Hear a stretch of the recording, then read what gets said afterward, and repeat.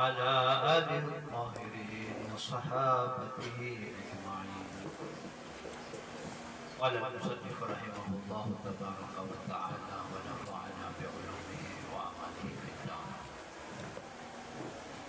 فصل في تعارض اللفظين. Ito yung pasal tungkol sa ta'arud, pagpapanggaan ng dalawang salita. Pagpapanggaan ng dalawang salita. Sabi niya dito sa number 7, ay taqabuluha ala sabilil mumana. Taqabuluha. So taqabuluhuma, ito nagkamali din ito. Taqabuluhuma, yung pagtatapatan ng dalawa. Ala sabilil mumana, sa paraan na mumana, sa paraan na nagtatanggihan yung dalawa. Kung sa mantik naging ta'arud na tanakud. Tanakud. Tanakadaya, tanakadu, tanakudan. Tanakod, magbabanggaan yung dalawang salita. Sabi niya dito, idha ta'arada lafdhan. Kapag nagta'arud ang dalawang salita. Yan ang salita.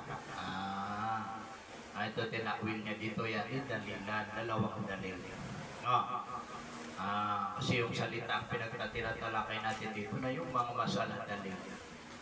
Pag nagtaarod yung dalawang dalil, fala yakhlu imma an yakuna khassaini, na hindi mabakat imma maari an yakuna, na ang kalagayan na nilang dalawa yakuna lafdan khassaini, dalawa khusus silang dalawa.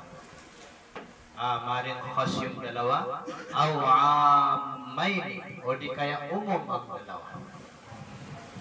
Aw ahaduhuma khassan wal akharu amman, o di kaya yung isa sa dalawang iyon ay khusus, yung isa naman ay umum.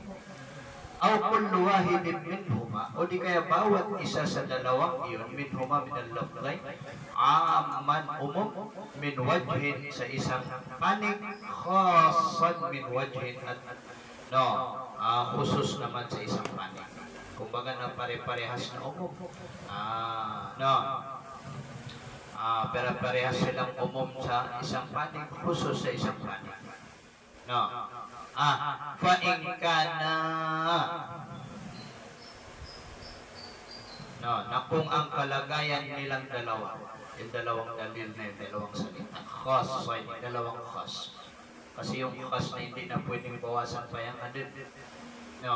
Ibig sabihin khas na yan. Umana yung khusus ay yung dalil na khas. Halimbawa, patayin nyo si Zaid. Lagi na nakakuha na. Kumbaga na hindi na yan pwede pang itaksis pakati. Khusus na. Patayin nyo si Zaid. Halimbawa, o kaya kainin nyo ang mangga. Mga salitang iyon, itipituan sa khusus. Nakidalawa. Sabi niya, kainin ninyo ang mangga, huwag ninyong kakainin ang mangga. Halimbawa lang, itimana duwa, timana khusus. So ano ang gagawin kapag ang nagtaarot ay dalawang khusus? Ang nagtaarot ay dalawang khusus, na yung buwa solusyon na yan, na nasikh mansuk. Kasi hindi naman pwedeng nasikh mansuk. Ang mangyayari dyan na nasikh mansuk. Pag dalawang khusus, pag dalawang khusus ang nagbanggaan, ayan na ang mangyayari na dito, ang magiging kaida dito, ang magiging kasagutan dito ay nasikh mansuk. Nasikh mansuk. Na kung wala, hindi magkakaroon ng nasikh mansuk, tawakuf. Yan ang kaida khusus. Kung nagbanggaan yung dalawang khusus. Paingka na khassain, kung ang kalagayan ng dalawang dalil, dalawang lafaz na yun na dalil, khassain khusus. Paano? Mislu an yaqula, halimbawa sabihin niya na syari'. Sabihin niya na syari'. La taqtulu al-murtadda. Huwag niyong papatayin ang murtadda. Waqtulu al-murtadda. Patayin niyo ang murtadda. Naginan ka parehas ito.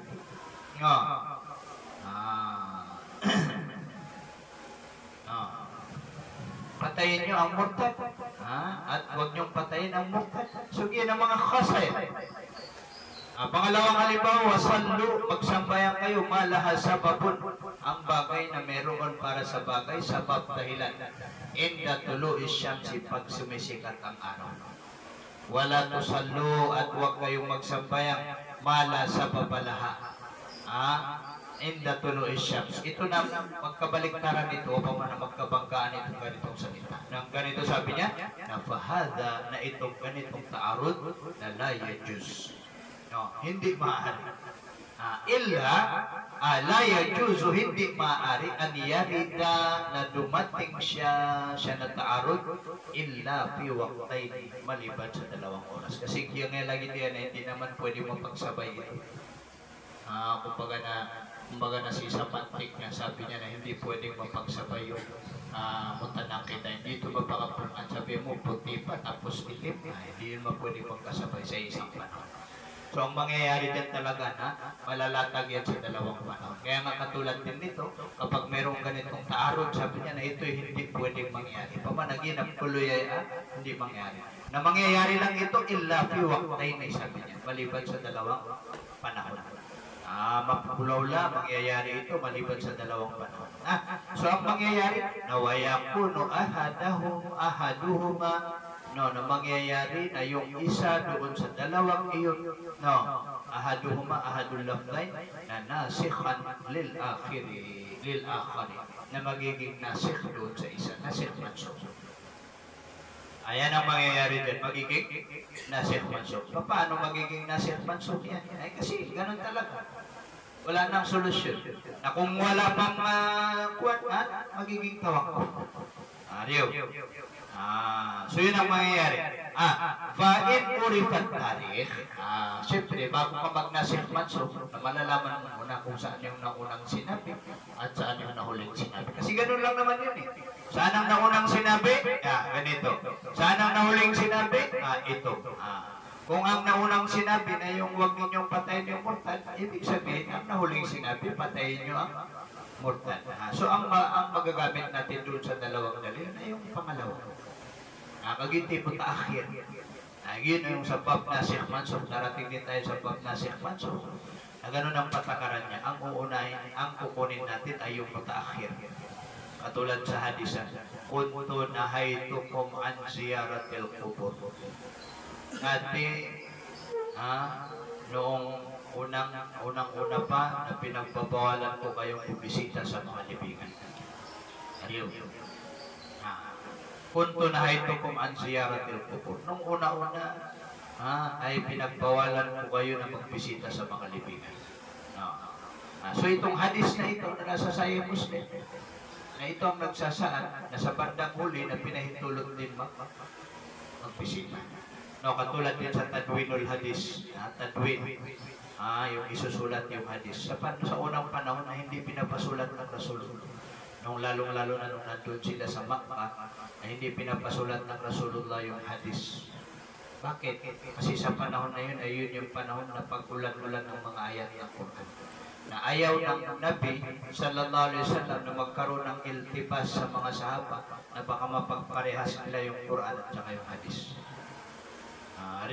So, hindi pinahintulot yung Tadwinul Hadis sa unang panahon. Pero, sa bandang huli, sinusulat din ang hadis. Katulad ng Abdullah bin Amr bin As na meron siyang sariling sinulat na hadis. Ganun din ang Abu Hurairah, na meron silang mga mushaf na sinulat na mga hadis. Ganun din ang Ali, ang Abu Bakar, meron silang mga mushaf kung saan isinulat nila yung natawag dito, yung ilmo ng hadis. Noong una na so yun ang tinatawag na ta'arud. Yun tinatawag na pagbabanggaan. Tapos yung ta'arud na yun, na hindi yun nangyayari sa isang panahon. Nangyayari yun sa magkaibang panahon. So kung malaman yung tarikh, yung history, nag-iso history. Kung malaman ang history, nasakha al-awwalong bisani. Imamansukh yung una, bisani sa ikalawa. Hindi patakaran na nasikh mansukh. Ngayon yung masala khas. Kasi yung khas hindi mo na pwedeng itaksis ka din. Khusus na paano mo pa itaksis? Ano yun? Kasi kapag itaksis mo pa yung khusus, namiyal ka. Sabi mo patayin mo si Zaid, maliban kay Zaid. Ano yun? Patayin mo si Zaid, maliban kay Zaid. Ito na yung manaw. Di wala kang papatayin. Miyalang lang. Kumbaga nasayang lang yung hukum. Ito na yung hukum. Yung patayin. Yun yung hatol. Kainin mo ang mangga maliban sa mangga. Ha? So, kapag itataksis mo pa, wala. Ang patakaran ng taksis na merong dapat matira na pinakamaliit na isa doon sa umom. Bakit? Kasi yun ang maghahatol. Yun yung maghahatol. Na kung itataksis mo pa ito, yun naman. So dahil doon, ang bab ng khas, ta'arudul khasay, yung pagbabanggaan ng dalawang khas na hindi pinapasukan ng taksis. At ito kasunod na nasiyah mansun. So ito na, automatic na sinabi sa atin yung musulman. Yung ano ito? Wa illam yu'raf, na kung hindi alam siya na tarikh. Hindi ka tawad sa history. Hindi alam kung saan ang naunang sinabi. Hindi rin alam kung saan ang nahuling sinabi. Wajabat tawakkuf. Wajib magtawakkuf. Tawakkuf ay anil amali. Magtawakkuf sa pag-amal. An wahidin minhuma, mula sa isa man sa dalawang iyon. Tawakkuf mula sa pagsasagawa, anil amal, tawakkuf anil amal biwahidin minhuma, isa sa dalawang yun ang tawakkuf. Hindi pwede kahit sa doon sa dalawa na yun na di may paggawa. Anong gagawin mo yung study? Sahih. Sahih. Sahih yung hadis na yun. Na yung hadis na yun nagitip-tutuan sa noong dumating ang ilmo ng nasiyah mansukh, nung wala talagang paraan, itip-tutuan sa walang hukum. Walang hukum. Parang walang hukum. So bakit tawakkuf? Bakit sinabi niya tawakkuf? Kasi hintayin kung meron bang panibagong dalil. Hintayin. Ano yun? Kung meron bang panibagong dalil. Na hindi ba pwedeng tumakbo sa pangatlo yung tarjih? Hindi ba pwedeng tumakbo sa pangatlo, tarjih? Kung tarjihin kay nasiyah mansukh, na isa na yan sa murajjihan. Kasama na yan sa murajjihan yung nasiyah mansukh, na kasama na yan yung sa tinatawag na pagtarjih. Kaya ito na yung pinakadulo ang pinuntahan. Tapos yung dalawang khusus. Wa in kana amain, na kung ang kalagayan ng dalawang iyon ay umum. Wa in kana, na kung ang kalagayan ng dalawang lafaz ay umum. Paano? Mislu an yaqula. Halimbawa sabihin niya na syarik. Man baddala dinahu faqtuluhu wa man baddala dinahu fala taqtuluhu. Halimbawa, ito halimbawa lang niya ito, pangalawang halimbawa, wasallu inda tulu'is syamsi wala tusallu inda tulu'is syamsi. Ginang buwan na yan. Ginang umum eh. Umum. Itong salitang ito na umum. Fada, na ito ay kaunahu maamay, na yung dalawang umum, na ito na naman ang patakaran. In amkana istikmaluhuma, kung maaring gamitin silang dalawa. Hindi pagpinyan siya. Fi halaini, sa dalawang kalagayan, dalawang sitwasyon. Pagpinyan siya istikmal dito na unang-una. Pag mag-aral tayo ng hadis, ito pag mayroong mga taarud na mga hadis, halimbawa, dalawang hadis na nagbabanggaan. Dalawang hadis ang nagbabanggaan. Na dito sa hadis na ito na dalawa, na hukuman yan na al-jam'u bainahuma. Ipunin yung dalawang dalil. Umana, pagsasamahin sila.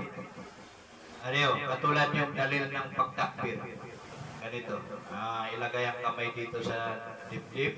Meron ding ilagay sa tawag dito sa may bandang puso. Napalayan niya sa'yo. Payan niya sa'yo. titingnan na si Imam Shafi'i na tinarget na yung dito sa taas, sa dibdib. No, samantala, si Imam Hanafi na tinarget niya yung dito sa puso, sa baba ng puso. Napalay ito dalilasan. Dumating si Imam Nawawi, sinuri-suri-suri niya, pwede pa palang pag-ipunin ang dalawang hadis na ito. So ang ginawa niya, linagay niya sa gitna. Kaya nagiginaw niya siya. Kaya tayo ngayon, nagsasambayan tayo, nasa gitna. Bakit? Kasi si Imam Nawawi na sa Murajjih. No, sahibul tarjih, siya yung mukti ng madhab ng Shafi'i rahmatullah alayh. Mato na kita ng disubay yung nasisi sa loob sa lima. Wala ka naman nakikita na nakaganito. Ariyo. Abapya sa mga salapi na kilap sila. Meron kang makikita na salapi dito sa baba, meron kang makikita dito. Kaya da kaida ito. Nabalagin tanwad na kaida tayo. Kaya dito sa gitna. Saan nakuha yung dalil sa gitna? Bakit? Kasi hawak mo yung sa bandang baba, hawak mo rin sa bandang taas. Giti para ano aljab ko ba ng hadis ay. Inipon yung dalawang hadis. Anong hadis yun? Yun yung tinatawag na kumpong. Kayo khusus na din. Ang paraan lang ng khusus na si Ahmad Suk. Kung hindi tawag ko. Giti para na khusus. Pero ito kasi dalawang pamumubaba.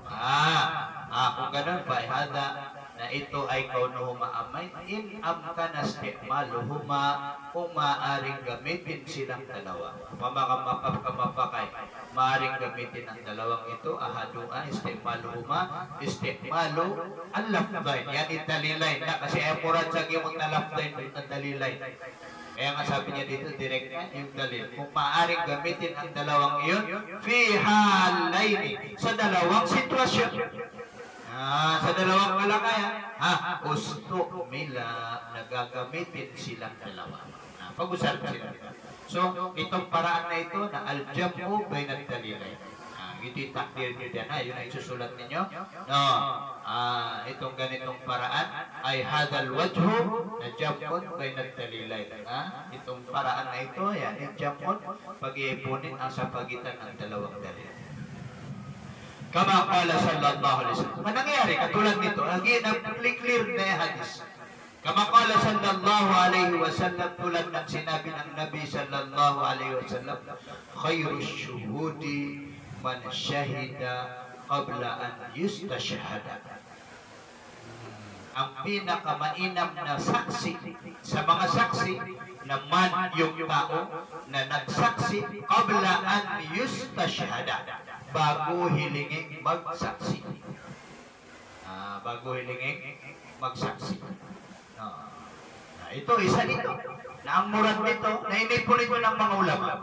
Tapos dito naman, waqala ay sallallahu alaihi wasallam. Sinabi na naman ng Rasulullah, syarrus syuhudi man syahida qabla an yustashhada.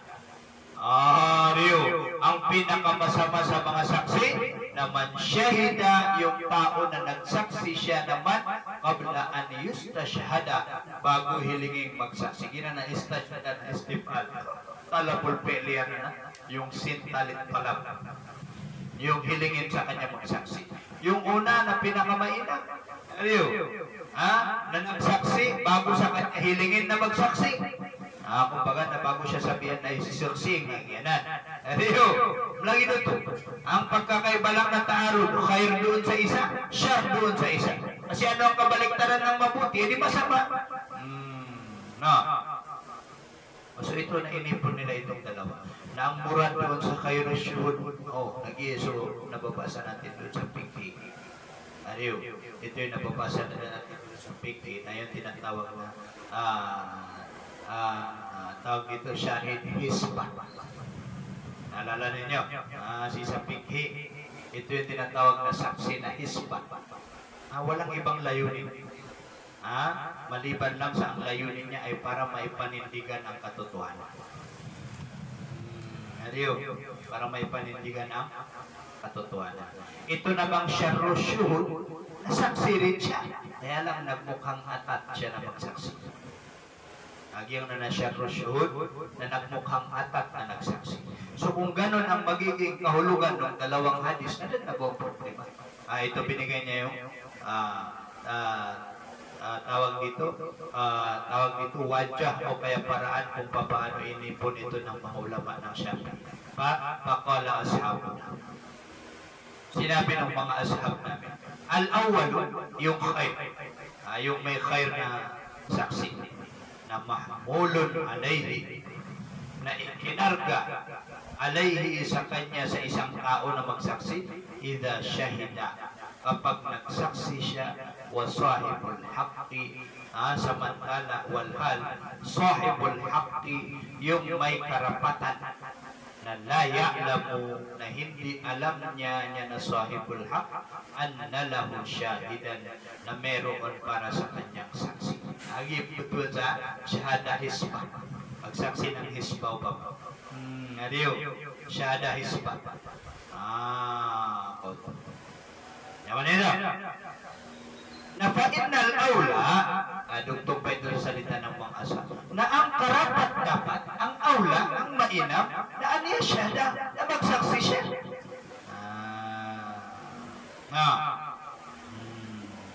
Bakit? Kasi hilong-hilo na yung judge. Na yung judge na nakikita niya na parang yung kumbaga na yung tao na yun na parang okay naman, wala naman siyang kasalanan. Kaya lang nagdabong saksi. Tapos biglang lumitaw yung tao na magsasaksi na lang biglaan. Wa illam yustashhad, kahit hindi hiniling sa kanya na magsaksi, ibigod sa syahada hisbah. Upang alin? Liyasila, upang umabot al-mashhudu lahu, yung sinaksihan para sa kanya, tulong sa kanya, lahulil manfa, upang umabot yung sinaksihan ila haqqihi, sa karapatan niya. Kaya siya nagsaksi kasi wala siyang ibang layunin maliban sa maipanindigan yung katotohanan. Wasani, at yung ikalawa, yung merong syarru, na mahmulun alayhi, ikakarga sa kanya na syakhsun, isang tao, idha alima, kapag alam niya na sahibul haq, man alima man, hindi sahibul haq, alima man lahul haqqu, man na yun na yung paib, na alam ng tao na lahu para sa man na ito haq, may karapatan, anna lahu syahidan, alam niyang meron siyang saksi.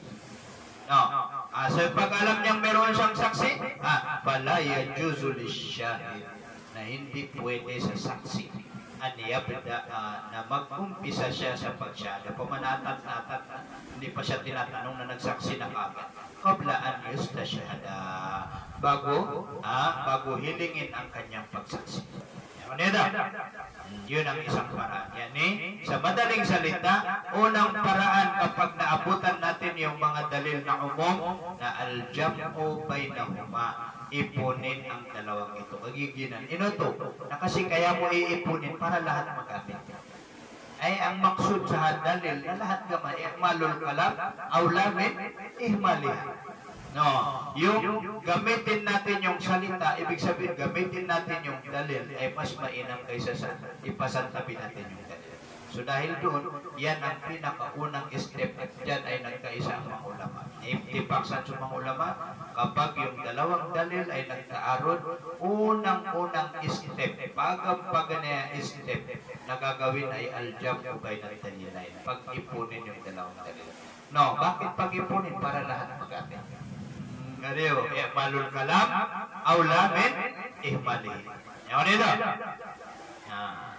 Na yung masala na hindi mapag-ipon. Wa in lam yumkin istikmaluhuma, na kung hindi maaring gamitin silang dalawa, na wajabat tawakkufu, wajib ang magtawakkuf, wajib na magtawakkuf.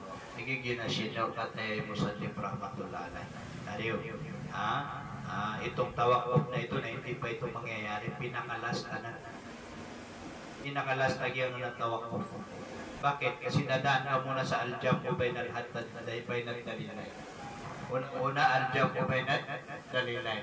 Pangalawa na nasikh mansukh. Pangatlo na tarjih. Ano din yun? Yan yung step ng mga dalil. Tarjih. Nagyan nga naman tarjih. Masyadong mahaba. Ano dyan sa tarjih? Na-tarjih siya na sumakamutsday. Ariyo, ang magtatarjih dyan na yung mga mujtahid, nabas ka. Ito na yung katawin ko. Yun ang mag-tatabjid. Nang ngayon masusuwa may kiwa. Yan nito, wajib magtawakuf. Yung tawakuf na yan na ginani pinakalaspa. Kumbaga na kung hindi pa dumating yung mga murad, saka pa ipapasantabi. Dalil. So yung dalil na yun, waiting. Iti man ang tawakuf. Nabay waiting ako na dalil. Waiting. Katulad na rin bawa itong dalawang hadis na ito, kung hindi na ito na maging malinaw na waiting na. Hariyo. Kubatiyakan, riwayat. Hariyo. Pero hindi pwedeng magamit pang hukom. Kaya nga, yung hadis na makbul na dalawa. Merong makmulog bihi, meron din gairul makmul. Merong pwedeng ipang-amal at meron din hindi pwedeng ipang-amal. Ano yung hindi pwedeng ipang-amal? Lagi na eh. Lagi na yun. Yun di man nagkakarun. Kalkismil ladin qablahu, tulad ng part o kaya bahagi na nasa unahan niya. Ano yung kisim na yun? Yani, wahuwa kismu ta'arudi al-khasay. Nandito dito sa baba yung number 6. Yun yung bahagi o kaya parte ng pagkaarod ng dalawang khusus. Ay, dikid yun. Wallahu. Wa in kana ahaduhuma 'amman wal akharu khassan.